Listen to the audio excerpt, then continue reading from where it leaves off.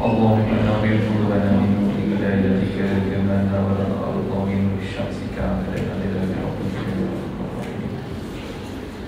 قال رب اشرح لي صدري ويسر لي أمري واحلل عقدة من لساني يفقهوا قولي وسدد لساني وذكري محمد صلى الله عليه وسلم. السلام عليكم ورحمة الله وبركاته. Alhamdulillah, syukur kita kepada Allah Subhanahu Wa Taala atas limpahan nikmat dunia yang telah diberikan oleh Allah kepada kita. Kita dapat berada di pada hari ini. Allah Taala akan menambah nikmat itu dari masa ke semasa sampailah ke ujung usia kita. Tuan-tuan yang dimuliakan Allah, kita akan menyambung kuliah tafsir kita dalam surah Yasin di ayat yang ke-63.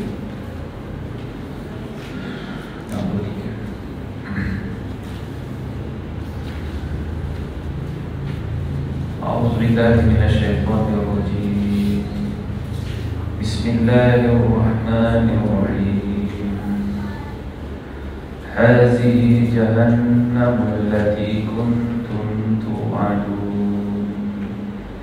Islauha al-yawma bima kuntum takfurun. Al-yawma nakhtimu ala afwahihim wa tukallimuna aydihim wa tashhadu arjuluhum bima kanu yaksibun. Walau nasha'u latamasna ala a'yunihim fastabaqus sirata fa anna yubsirun. Walau nasha'u lamasakhnahum ala makanatihim famastata'u mudiyan wa la yarji'un.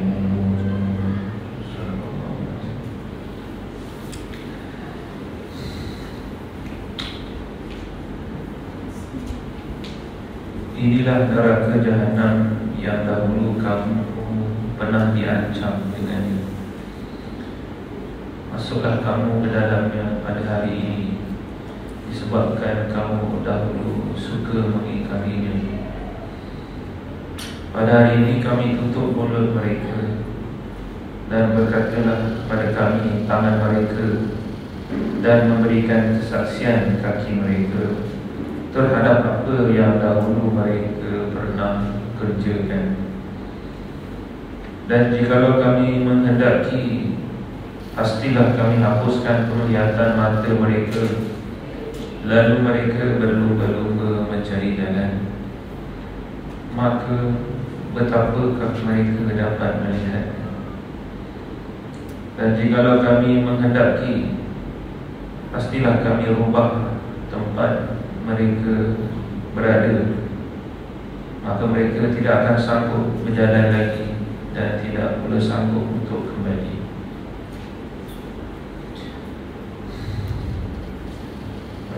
Kita masuk pada masa perbincangan yang lebih mendalam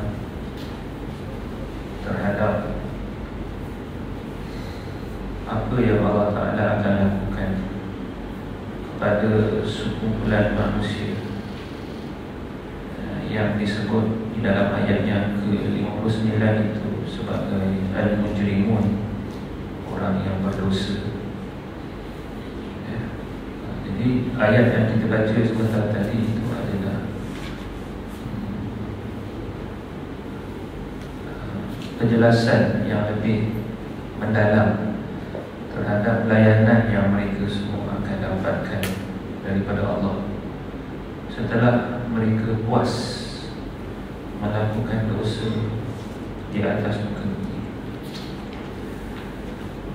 Maka Imam Ibn Katsir dia berkata di dalam tafsirnya bahawa pada ketika ini Allah Ta'ala menghadiahkan satu kata-kata yang sangat pedih, satu kata-kata yang sangat mendalam yang mana mereka semua ini akan dengar dengan penuh kesedihan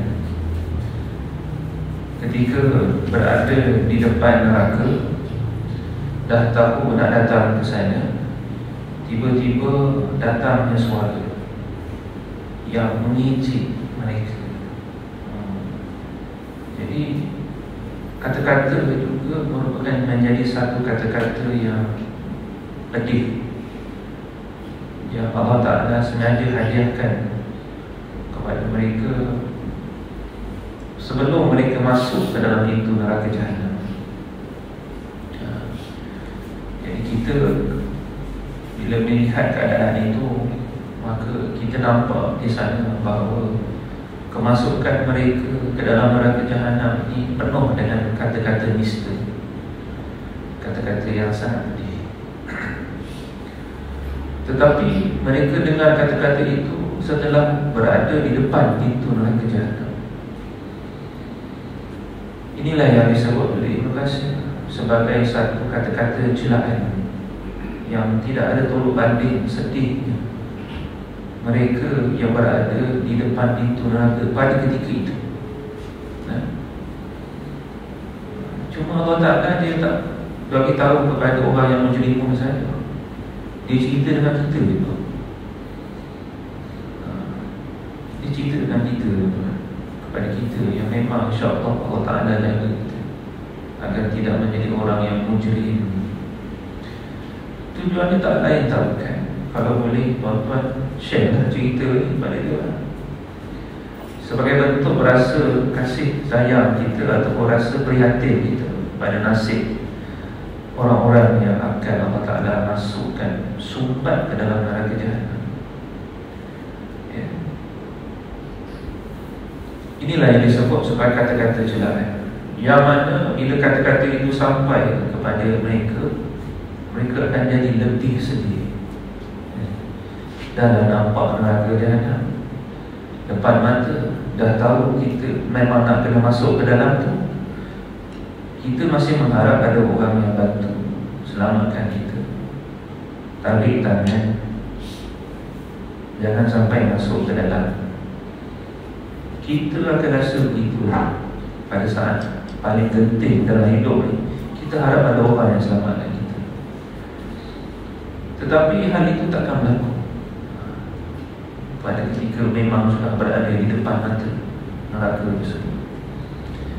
Dan Allah Ta'ala sampaikan hal ini kepada kita, bahawa hazihi jahannamul lati kuntum tu'adun. Maknanya janji yang Allah Ta'ala sebut berulang-ulang kali ketika mereka berada di atas dunia ini adalah janji yang betul-betul janji yang ditunaikan oleh Allah. Maka itu mendatangkan rasa tertekan yang sangat hebat kepada penghuni-penghuni neraka. Dah nak masuk, lepas tu kena pula dengan kata-kata yang macam tu. Makin bertambah dia punya kata apa, stres. Macam kita lah, kita dah tengok orang tu berada atau ditimpa musibah, kita tambah lagi dengan kata-kata padan muka kamu. Begitu. Itulah dah kata banyak kali, kau buat lagi. Jadi kepada yang mendengar tu, dia akan menjadi satu tekanan yang kuat untuk dia bertahan. Kerana dia mengharapkan ada orang yang bantu untuk dia mendapat kata-kata semangat. Tapi tidak kepada mereka yang Allah Ta'ala nak hantar ke dalam neraka Jahannam. Kemudian Allah Ta'ala berfirman di dalam ayat, islauhal yawma bima kuntum takfurun. Masuklah kamu ke dalamnya pada hari ini disebabkan kamu dahulu orang yang mengingkari. Jemput masuk. Kita mengharap, macam tadi saya cakap, ada orang yang nak tegah kita masuk, ataupun nak tegah orang yang mujrim ni masuk, ataupun nak pegang dan nak tarik ke tepi agar jangan masuk. Tapi nampak gaya memang kena masuk juga. Kena masuk. walaupun ketika itu tak nak masuk. Kerana neraka jahanam ada depan mata. Dah tahu dah masuk dalam tu memang habislah, hancur lah. Masih mengharap ada orang yang datang nak bantu, tapi tidak. Masuklah kamu. Jadi kalau Allah begitu caranya, Allah Ta'ala bagi tahu kepada kita, memang betul lah, neraka jahanam memang sungguh-sungguh sedang menyala dan menanti penghuni-penghuni untuk datang ke situ secara beramai-ramai. Ini antara intipati ayat daripada ayat yang ke-63 63 dan 64. Kemudian Allah Ta'ala firman, Al-yawma nakhtimu ala afwahihim wa tukallimuna aydihim wa tashhadu arjuluhum bima kanu yaksibun. Ibnu Katsir menyebut bahawa apa yang disebut di dalam ayat ini adalah satu keadaan yang akan dinikmati oleh orang-orang kafir dan orang-orang munafik. Orang kafir dan orang-orang munafik. Imam Ibn Katsir menyebut bukan orang kafir saja yang masuk ni. Dia menambah ada satu lagi kumpulan mereka yang digelar sebagai kumpulan munafikun, yang mana mereka ini didapati ketika berada di atas muka bumi selalu ingkar, selalu melawan, selalu menentang, selalu mencari jalan untuk tidak melakukan apa yang disuruh oleh Allah. Mencari alasan itu yang paling bahaya tu. Ya. Sebab mencari alasan itu merupakan salah satu tanda orang itu tidak suka dengan apa yang telah diarahkan oleh Allah kepadanya. Contoh, ini paling contoh yang paling nakut kita, semayang. Kadang-kadang kita mencari jalan untuk melambat-lambatkan semayang. Bukan kita tak pernah buat, tuan-tuan. Kita pernah. Bukanlah sekarang, bukan sekarang. Mungkin dulu-dulu. Ini dulu pun di situ. Masa kita muda-muda. Tapi Allah Ta'ala panjangkan umur itu bukan tujuan apa. Tujuan supaya kita minta ampun kepada Allah. Sebab itu juga boleh menjadi punca dan penyebab kita dimasukkan ke dalam neraka jahanam. Mencari alasan untuk tidak melakukan arahan bersungguh-sungguh. Jadi kita pun marah kalau anak-anak murid kita, student kita buat kerja tak semenggah. Macam tu juga Allah, dia kan juga tengok kita buat kerja kita sungguh-sungguh ke tidak. Tak apa yang disuruh oleh Allah tu kita bersungguh-sungguh. Jadi kalau kita pun tak suka tengok anak murid kita hantar assignment dengan cara yang tidak betul, buat tak jelas, kita pun tahu lah macam-macam cara budak-budak hantar kerja. Macam tu juga lah Allah. Kalau tak bersungguh-sungguh buat apa yang disuruh, maknanya ciri-ciri munafik tu ada. Dah tentu lah. Memang dah tentu munafik. Dalam satu hadis tu satu sebut, kalau tanda-tanda munafik itu orang yang tidak mengerjakan solat jemaah isyak dan subuh. Itu salah satu. Ada satu hadis tu anak tak ingat, dia punya matan, tapi ada. Itu dalam solat. Bukan tak solat, solat. Tapi bila sebab bersungguh-sungguh ni, Allah Ta'ala dikata kita buat tapi tak bersungguh-sungguh, tak apa lah, rasa tak ada apa. Tapi Allah Ta'ala rasa nak azab kita, bukan masalah. Kena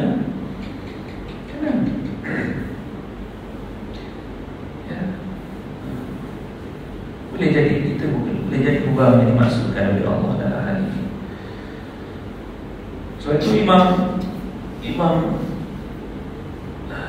Ibn Katsir dia menyebut Ini adalah kondisi orang-orang kafir dan orang-orang munafik pada hari kiamat, ketika mereka sedar mereka telah mengingkari dan berperilaku buruk yang mereka lakukan di atas dunia, serta bersumpah dengan apa yang telah mereka lakukan.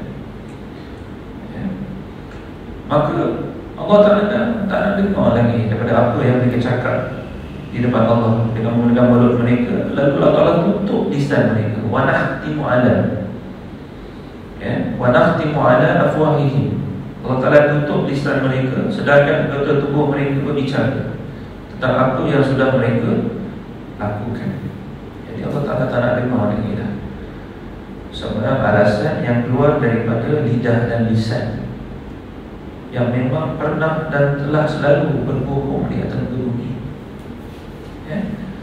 Sebab itu Imam Ibn Katsir membawa kisah daripada seorang sahabat yang bernama Sufyan bin Uyainah daripada Abu Hurairah dalam satu hadis yang agak panjang tentang hari kiamat.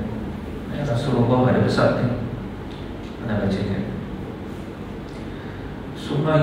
Summa yalqa salis fayaqulu ma anta fayaqul ana abduka amantu bika wa nabiyyuka bi kitabika wa sultu wa sallaitu wa sadaqtu wa yusni bi khair mastata'a. Qala fayaqulu lahu ala nab'asu 'alaika shahidana. Qala wa yatafakkaru fi nafsihi man ladzi yashhadu ala fa yukhtamu ala fihi wa yuqalu li fahizihi intiqi.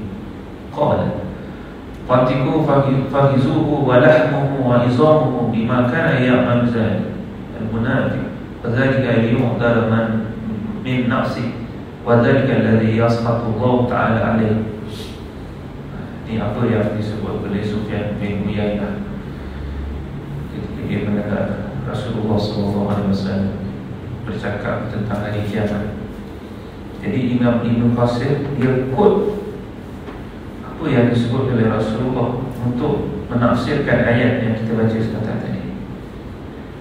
Kemudian orang ketiga dihadapkan. Dia bertanya, siapakah kau? Orang itu menjawab, hamba-Mu. Aku beriman kepadamu, kepada Nabi-Mu, kepada kitab-Mu. Aku berpuasa, aku solat, aku bersedekah. Dan dia menceritakan bermacam-macam kebaikan yang dia pernah lakukan di atas bumi. Lalu dikatakan kepadanya, bukankah kami telah mengutus kepadamu saksi kami? Tengok tuan-tuan, Allah tak, Rasulullah bertanya, bukankah telah kami utus kepadamu saksi kami? Jadi dakwaan yang didakwa oleh orang-orang yang beramal soleh di atas muka bumi, dia pun sebutlah depan Allah macam-macam dia buat. Dia dah solat, dia dah puasa, dia bayar baca kitab Quran, dia dah solat, dia dah bayar zakat, semua dia dah buat. Dia dah buat itu, dia buat ini, semua dia dah buat. Kemudian orang itu ditanya, bukankah telah kami utus kepadamu saksi? Orang itu berfikir sesaat, siapa saksi? Maka dikatakan kepadanya, wahai peha kaki, berbicaralah. Lalu peha, kaki, daging dan tulangnya bercakap, berbicara, mengeluarkan kata-kata dan memberikan pendakwaan tentang apa yang dia pernah lakukan di dunia. Itulah dia orang yang munafik, yang memberi alasan kepada dirinya sendiri, dan itulah orang yang dimurkai oleh Allah.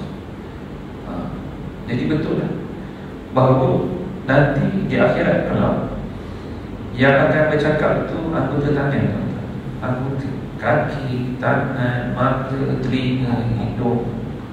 Dia yang akan memberikan saksi. Itu yang disebut oleh Allah dalam disebut oleh hadis Nabi, saksi. Ya, semua akan bercakap, dan mereka tidak akan boleh dan tidak akan menipu. Tak boleh ponong lagi masa itu, memang tak boleh.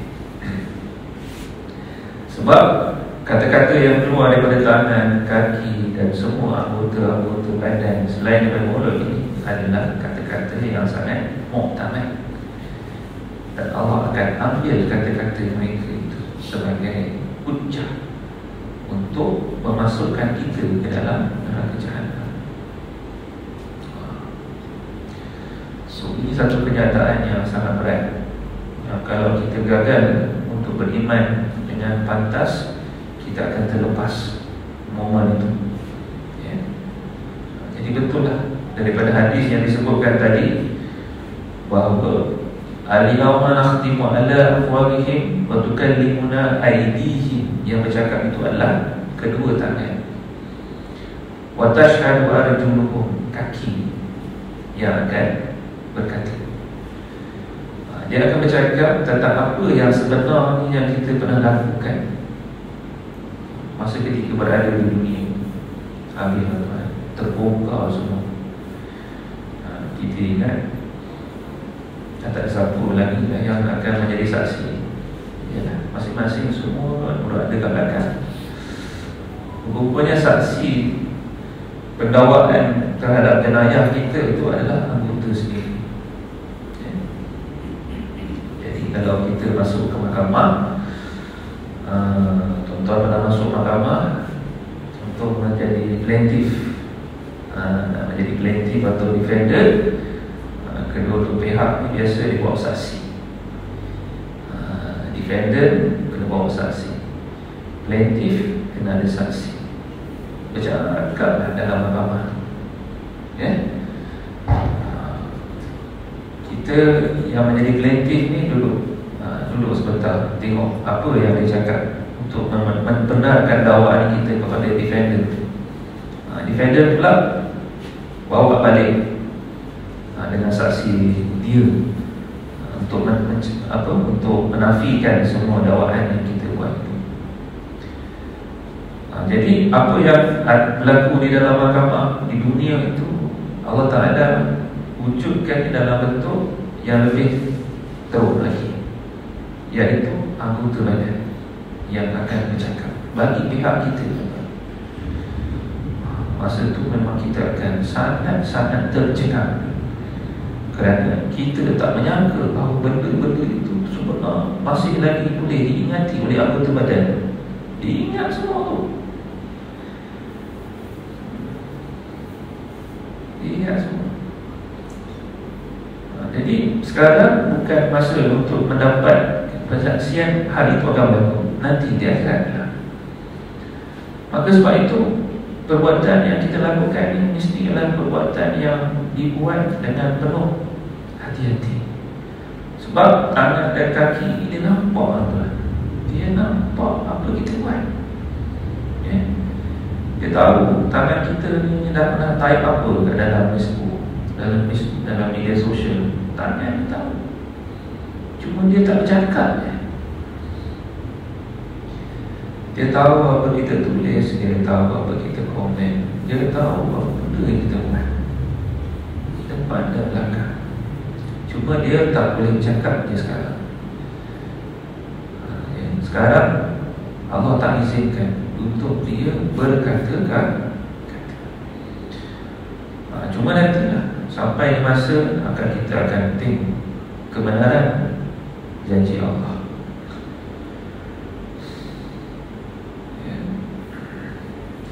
Ini adalah hadis yang diriwayatkan oleh Muslim, Abu Daud dan hadis Sufyan yang agak panjang sebenarnya, tapi dipendekkan. Kemudian firman Allah, walau nasya'u latamasna ala a'yunihim fastabaqus sirata fa anna yubsirun.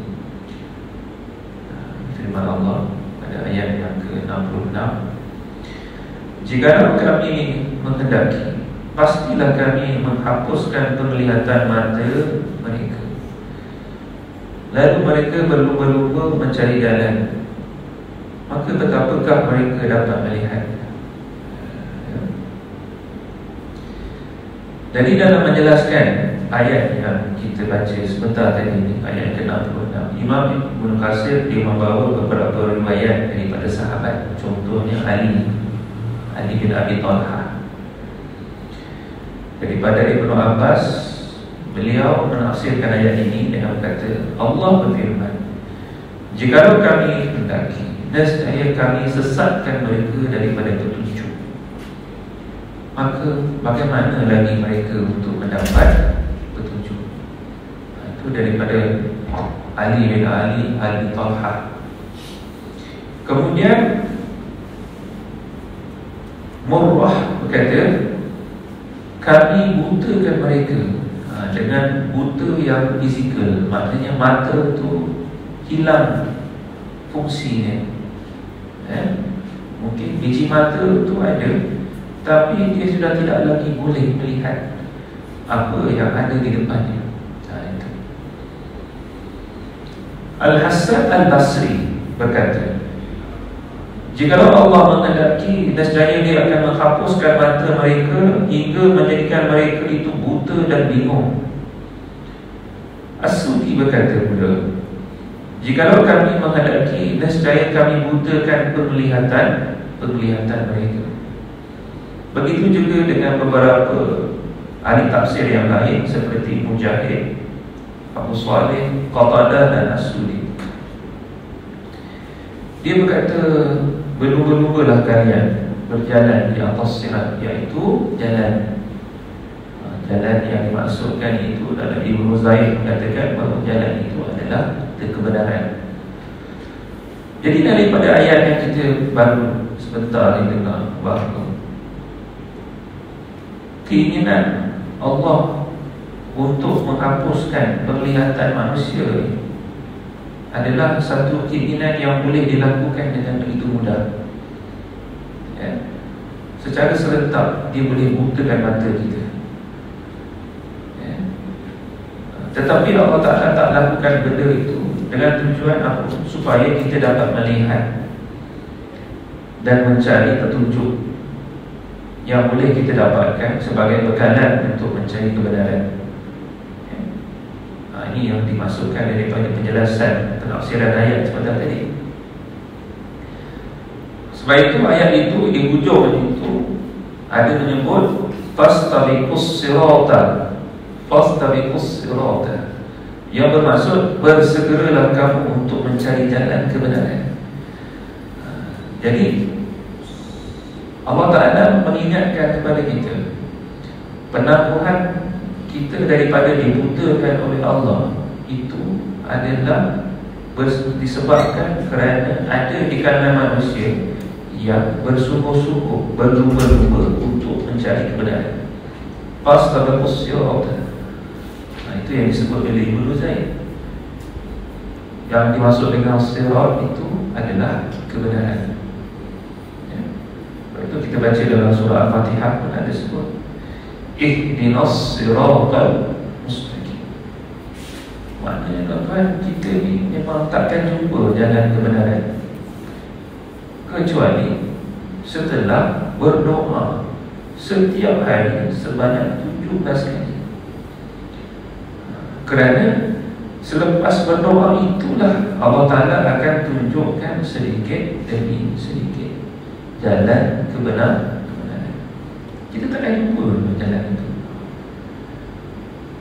Ihdinas siratal mustaqim, takkan jumpa. Selepas berdoa dengan sedikit ikhtiar, Allah Ta'ala akan tunjukkan jalan itu. Tapi dengan bersungguh-sungguh. Fastabiqu itu bermaksud berlumba-lumba. Maknanya memang kena tak boleh berhenti ya.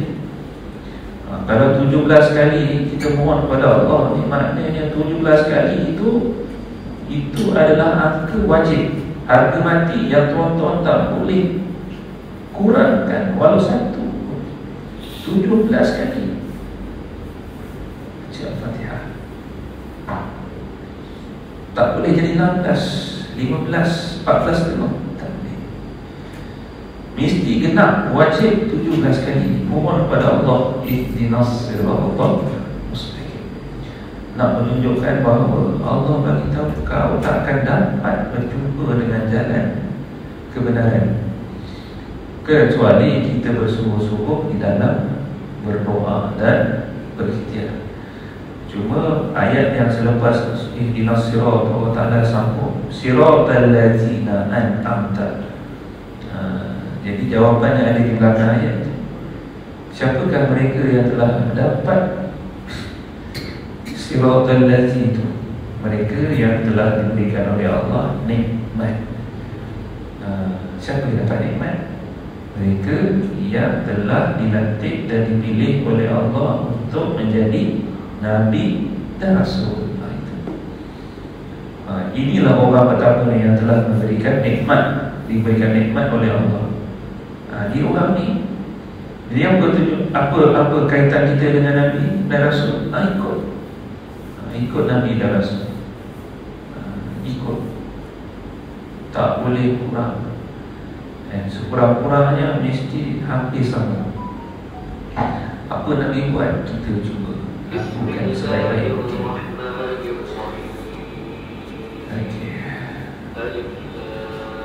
Itu. Kemudian Allah akan sambung daripada ayat itu, fa'anna yubsirun. Ia berkata yang itu mereka tidak dapat melihat kebenaran. Fa'anna yubsirun. Adakah mereka dapat melihat kebenaran?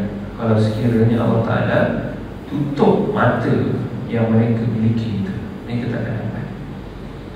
Maka hari ini Allah Ta'ala tak tutup mata itu. Allah Ta'ala biarkan ia terbuka. Sebab kita bersungguh-sungguh untuk mencari kebenaran tersebut. Bersungguh-sungguh. Maknanya 17 kali itu kita pertahankan kewajiban tersebut. Bagi orang tertentu, dia tambah lagi.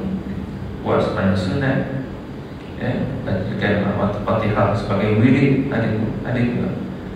Setiap hari baca Al-Fatihah 40 kali setiap hari. Pagi 10, tengah hari 10, petang 10, malam 10. Berdoa. Dalam Fatihah itu doa.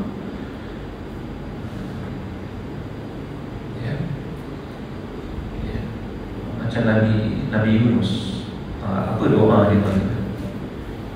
Dia tak cakap dengan Allah, ya Allah keluarkan aku daripada perut ikan. Dia cakap, la ilaha illa anta. Jadi keinginan kita untuk dapatkan sesuatu dari Allah, sebenarnya kita kena buat secara beradab.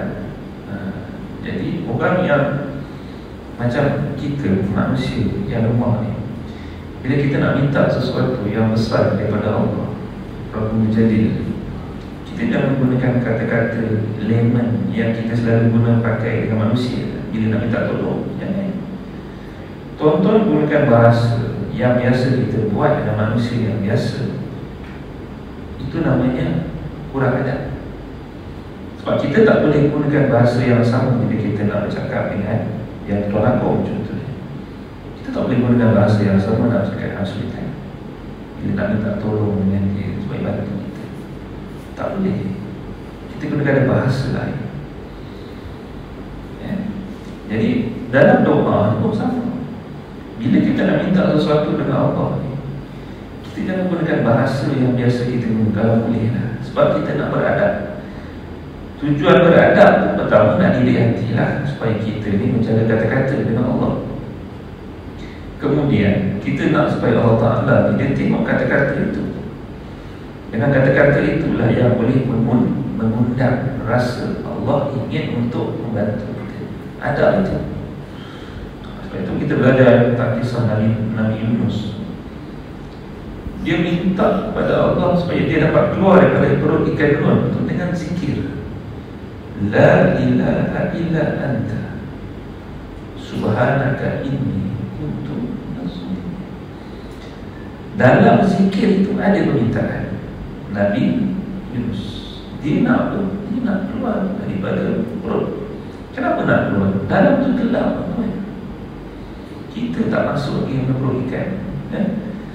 Tapi kalau kita duduk dalam tu, gelap, panas, pengap.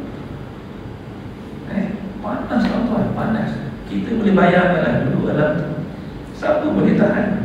Berapa lama boleh duduk dalam tu? Jadi Nabi Yunus ni dia berdoa, caranya berzikir. Sebab itu bila kita belajar tarikat dan tuan-tuan. Bila kita ada sesuatu yang besar yang kita nak minta kepada Allah supaya Allah Ta'ala kabulkan, caranya dengan berzikir. Caranya dengan berzikir. Jadi banyaklah antara zikir-zikir itu. Jadi salah satu yang popular adalah Al-Fatihah. Jadi ada orang-orang tertentu memang dia jadikan Fatihah itu sebagai wasilah untuk dia berdoa. Dia berdoa, tapi kata-kata itu diletak di dalam surah tersebut. Jadi Allah Ta'ala dengar bacaan itu dan Allah Ta'ala angkat bersama dengan permintaan dia. Ini adab.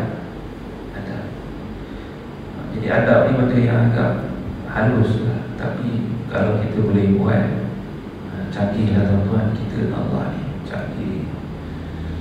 Susah kita nak beradab sopan dengan Allah ni.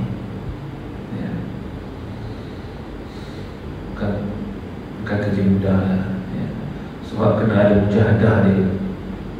Dia kena ada mujahadah yang kuat lah, ya. Salah satu kena banyak zikir. Memang kena banyak tu. Sebab ulama-ulama salafus salih, dia tidak akan terus bercakap apa yang dia nak daripada Allah, tetapi dia mulakan dulu dengan solat taubat. Ini salafus salih style. Kalau ada sesuatu hajat yang dia nak kemukakan kepada Allah, salah satu antara di mereka yang mereka tak tinggal solat sunat taubat. Jadi bila start solat sunat taubat itu, dah situ dah tahu dah adalah benda yang dia nak sampai kepada Allah.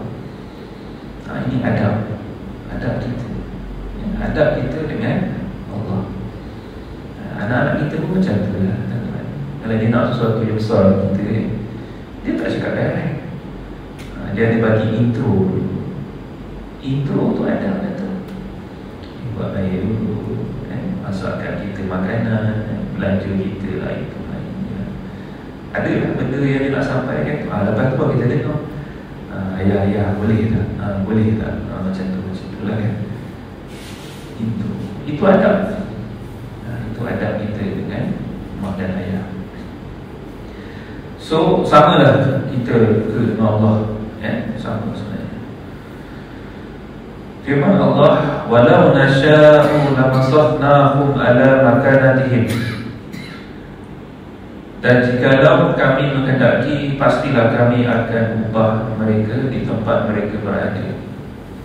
Al-Awfi meriwayatkan daripada Ibnu Abbas, dia berkata, kami binasakan mereka dulu. As-Sudi berkata, sesungguhnya kami akan merubah ciptaan mereka. Famastata'u mudiyya, maka mereka tidak sanggup berjalan lagi ke depan. Wala yarfi'un, dan tidak pula sanggup kembali ke belakang. Bahkan mereka tetap berada di tempat tersebut dan tidak dapat maju dan tidak dapat mundur. Ya. Ini satu antara ancaman yang kepada Allah Ta'ala nak sampaikan kepada ahli-ahli neraka Jahannam ni, yang mana Allah Ta'ala kata, walau nasya'u lamassakhnahum, jika Allah Ta'ala menghendaki, pastilah kami akan ubah tempat mereka berada itu. Maknanya Allah disebut di situ, Allah Ta'ala binasakan mereka lah. Binasakan mereka pada ketika itu juga,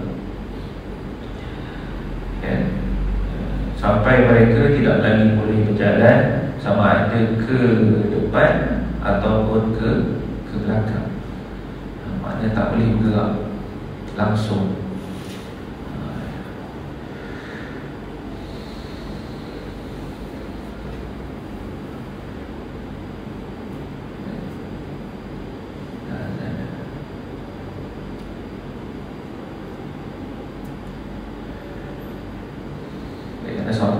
Wa man nu'ammirhu nunakishu fil khalq afala ya'qilun wa ma 'allamnahu syi'ra wa ma yanbaghi lahu in huwa illa dhikrun wa qur'anun mubin liyunzira man kana hayyan wa yahiqqa al-qawlu 'ala al-kafirin. Maka barang siapa yang kami panjangkan umur, nescaya kami akan kembalikan mereka kepada kejadian. Maka apakah mereka tidak memikirkan? Dan kami tidak mengajarkan syair kepada Rasulullah Nabi Muhammad, dan syair itu tidaklah layak baginya. Al-Quran itu tidak lain hanyalah pelajaran dan kitab yang memberikan penerangan, supaya dia memberi peringatan kepada orang-orang yang hidup hatinya, dan supaya pastilah ketetapan azab terhadap orang-orang kafir itu berlaku. Jadi Allah Ta'ala firman dalam ayat yang ke-68 tentang apa yang disebut waman nu'ammirhu nunakishu. Allah khabarkan setiap kali umurnya panjang, maka dia akan kembali semula kepada kelemahan setelah dia berada dalam kekuatan, dan kembali kepada kepenatan setelah berada dalam semangat.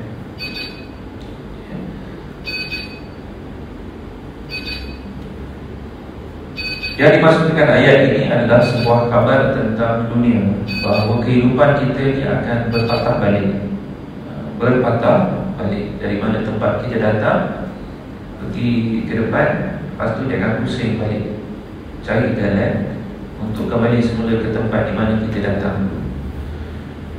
Sebab itu Allah Ta'ala panjangkan usia mereka yang hidup ni, supaya mereka sempat untuk kembali semula melihat apa yang pernah mereka lakukan pada ketika usia muda. So pusingan tu terjadi, berpindah daripada dia berada ketika kuat kembali pada lemah, ketika dia bersemangat menjadi penat. Jadi kita pernah melalui zaman-zaman tertentu, usia muda, budak kecil, lepas tu remaja, lepas tu dewasa, orang muda, lepas tu dia patah balik. Di dalam perjalanan ni kita nak berjumpa balik dengan usia asal kita, bila mana kita dah mula lemah, dah tak kuat. Dulu bersemangat, berani, sekarang dah mula slow down. Dulu suka heboh sana, kecoh sana, riuh sini, tapi sekarang kita dah duduk tenang, tak nak bising-bising. Tengok orang lain pula ambil giliran tempat yang dulu kita duduk dulu. Dah mula, saya dah rasa dah, tuan-tuan lagi dah lebih awal. Jadi Allah Ta'ala wujudkan tempoh masa seperti itu, tujuannya adalah supaya kita dapat melihat apa yang pernah kita lakukan, dengan harapan bila penglihatan itu kita dapat lihat, maka datanglah keinsafan, keinsafan untuk mencari jalan bagaimanakah cara agar kita dapat menutup kesilapan itu, agar dia tidak dijadikan bahan dan modal untuk dimasukkan ke dalam neraka jahanam. Ini tujuan umur panjang tu, supaya ada masa untuk kita buat reflection, membetulkan balik. Sebab itu Allah Ta'ala beritahu dalam ayat itu, afala yaqilun, di ujung tu kan, Allah Ta'ala beritahu apa? Tidakkah kamu berfikir? Ini salah satunya lah. Dia suruh kita berfikir kenapa umur dipanjangkan oleh Allah sampai ke sana. Ada tujuan-tujuan yang spesifik dan umum, ada tujuan umum dan ada tujuan yang spesifik, iaitu memikirkan dengan akal mereka tentang permulaan ciptaan mereka. So boleh nampaklah tuan-tuan, masa usia muda kita akan nampak pada anak kita, gitu. Kita tak nampak sendiri usia muda kita macam mana, sebab kita tak sempat nak melihat. Tapi tak apa, kesempatan itu akan hadir ketika kita ada anak, dan tuan-tuan tengoklah anak kita itu. Jadi anak itu juga adalah bayangan kita waktu usia kita masih muda. Jadi kalau nampak ada kesilapan pada anak itu sebenarnya kesilapan kita juga. Itu kesilapan. Ada benda baik yang anak kita buat, itu adalah kebaikan yang pernah kita lakukan satu masa lalu. Itu antara benda yang kita dapat jawab dah bila Allah Ta'ala tanya, afala ya? Sebab Allah Ta'ala tanya tu, adakah kamu tidak memikirkannya?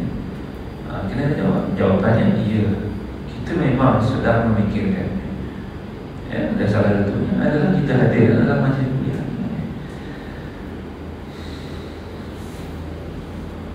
Jadi betul lah tuan-tuan, usia muda tu akan patah balik masuk ke usia yang menuju kepada tua lah.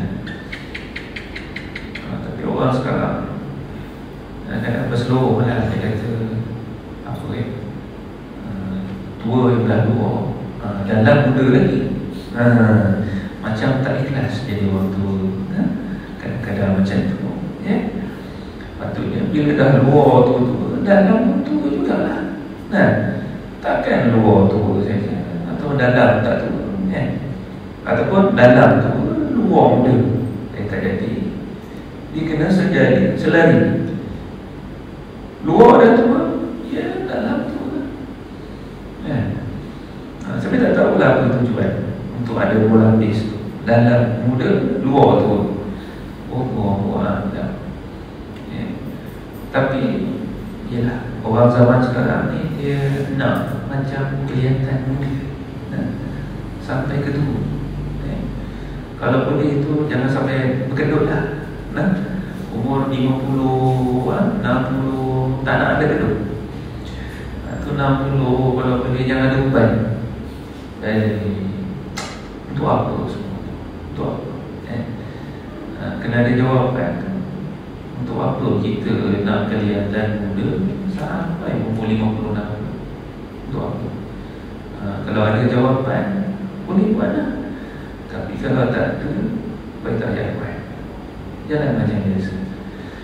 Cuma kalau nak jaga kesihatan, itu tak apa. Jaga kesihatan, sihat. Walaupun tua, dah berkedul, banyak ubat, tapi kekal sihat. Itu okey. Itu is okey, bagus. Tak ada masalah. Itu tak konfront dengan roh syariat. Kemudian firman Allah, wa ma'allamna syi'ra wa ma yanbaghi lah. Kami tidak mengajarkan syair kepada Rasulullah, dan syair itu tidak layak baginya. Jadi Allah Ta'ala firman menggambarkan bahawa Rasulullah tidak mengajarkan syair. Bermaksud bahawa ada orang-orang Arab jahiliyah ketika pertama kali dia mendengar ayat-ayat Al-Quran, dia menuduh Rasulullah ni macam syair pula kepada mereka. Syair tak apa kalau syair betul, tapi Al-Quran bukan syair.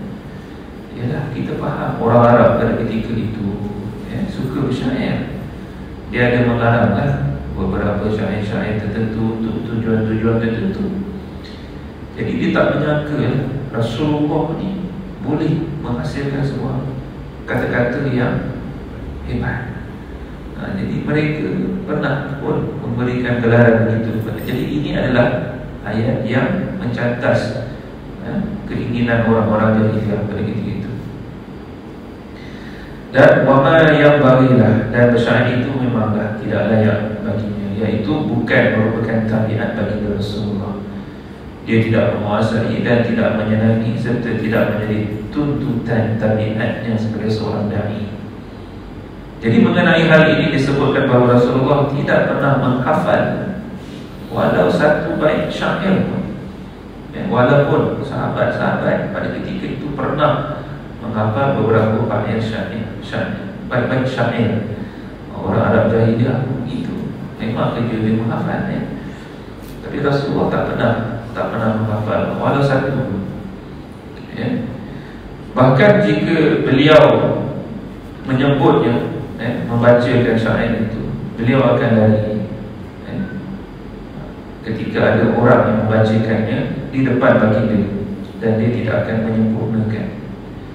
Dia tak layan Rasulullah macam itu. Dia tak layan tentang syair ini. Jadi kalau kita buat syair macam mana? Bercampur tak dengan roh sunnah baginda? Kita nak kena ada pakar lah yang membuat satu hukum. Baik, Abu Zur'ah Ar-Razi berkata, Ismail Al-Mujalid bercerita kepada kami bahawa dari ayahnya bahawa Syafi'i berkata, Abdul Muttalib tidak pernah mendapatkan seorang anak lelaki dan perempuan, melainkan pasti dia mengucapkan syair. Ini cerita tentang bagaimana Rasulullah ketika dia lahir, bahawa datuknya Abdul Muttalib ni, ketika mana-mana anak dia lahir, cucu dia lahir, dia mesti membacakan syair tepi anaknya itu. Sebagai apa? Tanda rasa gembiranya kepada kelahiran anak tersebut. Tetapi ketika Rasulullah lahir,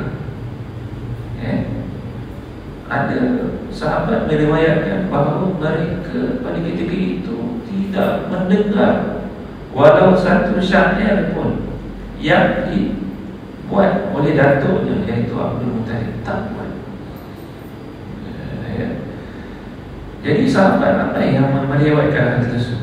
Memang mereka merakamkan. Sebab apa saja yang berlaku pada hari kelahiran seorang anak di kota Mekah, semuanya menjadi satu sorotan. Dan mereka tahu proses kejadian itu. Tapi mereka tahu Rasulullah lahir je, Abdul Muttalib memang tak bacakan syair kepada dirinya. Itu mukjizat yang terjadi. Maknanya Allah Ta'ala ni dia dah pelihara Rasulullah. Sebab hal tersebut disebutkan oleh Ibnu Asakir dalam biografi Utbah bin Abi Lahab. Imam Ahmad meriwayatkan bahawa Aisyah berkata, jika terdapat satu berita yang menunjukkan Rasulullah menyenandungkan satu bait syair, wa ya'tika bil akhbar man lam tuzawwid, dan akan datang membawa berita kepadamu orang yang belum kamu siapkan. Satu je menyandungkan satu bait syair. Demikian yang diriwayatkan oleh Tirmizi dan An-Nasa'i dari hadis Al-Miqdam bin Shuraih bin Hani dari ayahnya, dari Aisyah.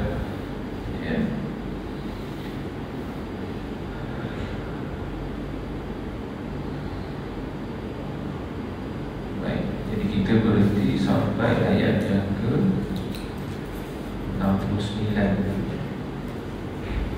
70.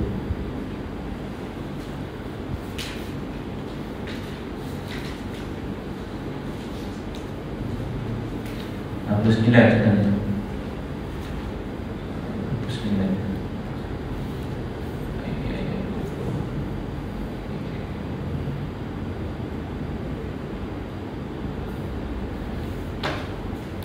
Ada apa soalan tuan-tuan? Tak tanya. Kalau tak ada, okey, alhamdulillah. A'udzubillahi minasyaitonir rajim. Bismillahirrahmanirrahim. Alhamdulillahirabbil alamin. Wassalatu wassalamu ala asyrofil anbiya'i was mursalin wa ala alihi washabbihi ajma'in. Allahumma inna nas'aluka al-huda wa at-tuqa wal afaf wal ghina. Allahumma innaka afuwwun karimun. Rabbana atina fid dunya hasanatan wa fil akhirati hasanatan wa qina adzabannar. Allahumma nawwir qulubana bi nuri hidayatika kama nawwara qulubana bi syamsika abadan abadan bi rahmatika ya arhamar rahimin. Wa sallallahu ala sayyidina Muhammad wa ala alihi wa sahbihi wa baraka wa sallam. Alhamdulillahi rabbil alamin. Assalamualaikum warahmatullahi